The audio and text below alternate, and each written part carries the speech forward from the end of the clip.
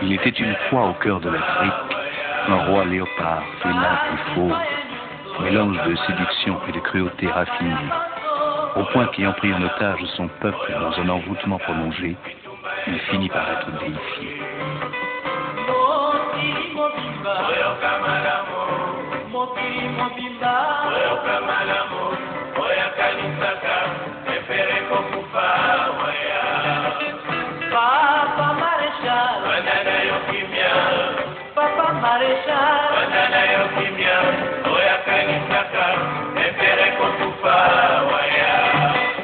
Chants et danses populaires n'avaient pas de répit pour ce grand chef coutumier, ce roi ubuesque, cet empereur baroque. Mobutu, oye! Mamoudou, oye! Anakina!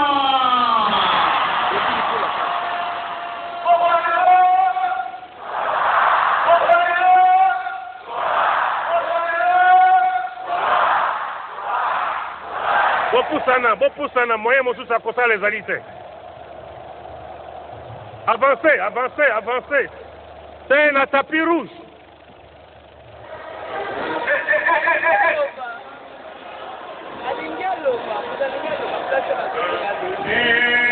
Nous sommes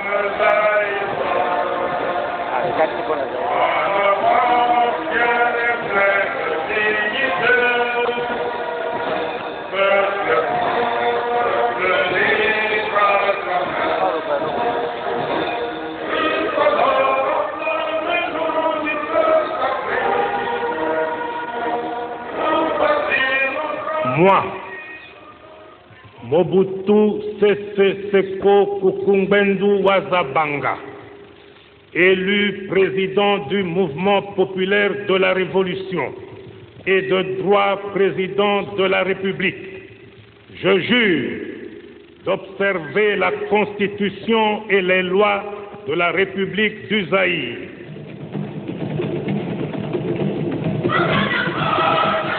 En pleine colonisation, Mobutu naît au Congo belge, au cœur de la luxuriante forêt équatoriale, dans un pays de démesure, au sol et au sous-sol infiniment riches.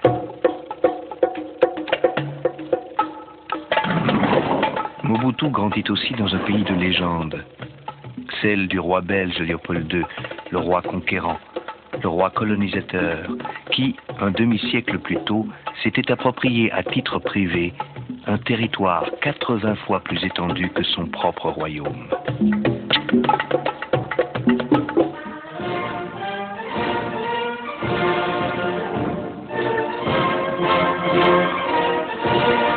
Embrigadé de force pour cause d'indiscipline au cours de ses études chez les pères missionnaires, Mobutu fait l'apprentissage de la soumission et des humiliations de l'armée coloniale pendant 7 ans.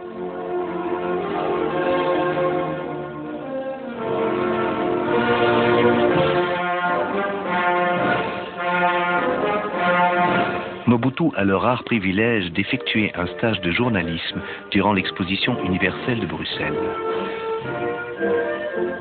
Les Congolais en particulier étaient très contents ces jours-là et tous sont bien habillés.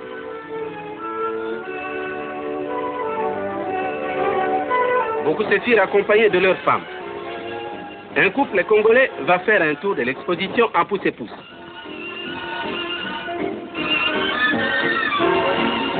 Les voilà en route. Ils sont souriants et très curieux des belles choses qu'ils voient autour d'eux. Représente des autochtones en quelque sorte dans la rédaction de l'avenir. Et quelle est la réaction des autochtones vis-à-vis de vos articles ou vis-à-vis du journal? La réaction, n'est-ce pas, est nuance, parce que quand aujourd'hui, par exemple, je prends position sur un problème bien défini, tous mes lecteurs sont d'accord avec moi. Je vais vous citer un cas. Oui. Il y a 3 mois, j'ai pris position sur un problème de salaire, sur le problème des salaires. Tous mes lecteurs étaient avec moi parce que j'ai trouvé que les salaires du Congolais étaient bas. Le lendemain, quand j'ai dit à mes lecteurs qu'il fallait aller doucement comment dirais-je, dans les réventions, Oui, n'est-ce pas? Oui, il faut être prudent. Et ils ont trouvé, n'est-ce pas, que j'étais traître, n'est-ce pas, je trahissais la cause, n'est-ce pas, des Congolais. Le métier de journaliste n'est pas tout pour. On va par là, n'est-ce pas, que le public vogue, enfin. De retour au Congo, Mobutu est un des seuls journalistes à témoigner des émeutes et des manifestations anticolonialistes des Congolais. Peu de temps après les événements, Patrice Lumumba, le leader nationaliste dont Mobutu est déjà le disciple, est arrêté par les autorités coloniales.